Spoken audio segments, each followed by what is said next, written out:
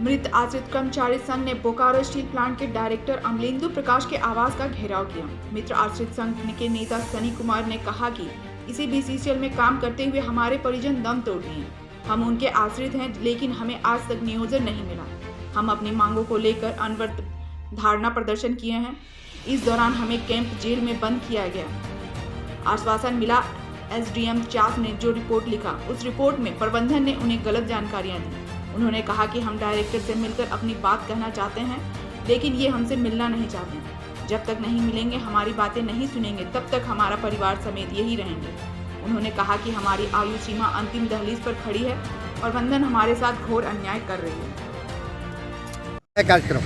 कार्यक्रम हम लोग अपने नियोजन के लिए, जैसा कि आप लोगों को सभी लोगों मीडिया हाउस और तमाम पत्रकार लोगों को मालूम है, अपना नियोजन के लिए पिछले साल हम लोगों को कैंप जेल दिया गया और उस समय हम लोगों को जिला प्रशासन की तरफ से ये हमें सहयोग मिला कि 14 दिनों के अंदर में आपका निर्णायक फैसला होगा। हमने जिला प्रशासन हमारा सहयोग किया और उस 14 दिन के बीच में जो प्रबंधन ने जो एसडीओ साहब को जो लिख कर दिया है, वो बहुत ही गलत और अमानवीय तरीके से लिख के दिया गया और सही चीज़ को नहीं बताया गया है। उसके बिहाफ में हम लोगों ने डायरेक्टर इंचार्ज साहब से मिलने का समय मांगा 25/1/2022 को, लेकिन उस बीच में हम लोगों से कोई मिलने का काम नहीं किया, कोई सूचना हमें नहीं दी गई।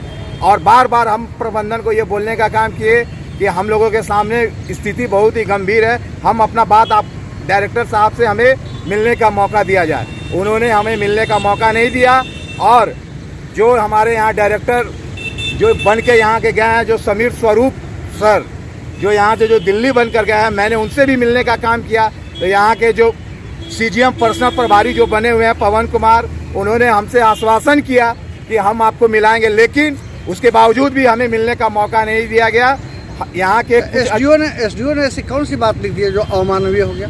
एसडीओ ने अमानवीय के बात वो नहीं है, उन्होंने बात को निर्णायक करने के लिए वो बात कहा। वो निर्णायक के पहल में जो उन्होंने मैनेजमेंट ने जो जवाब दिया, वो बहुत ही गलत तरीके से जवाब दिया, जिसका हम लोग उसका विरोध कर रहे हैं। और उस विरोध ना होने के लिए मैं डायरेक्टर साहब से हम लोग मिलना चाह रहे थे, लेकिन मैनेजमेंट मिलने नहीं दे रहा है।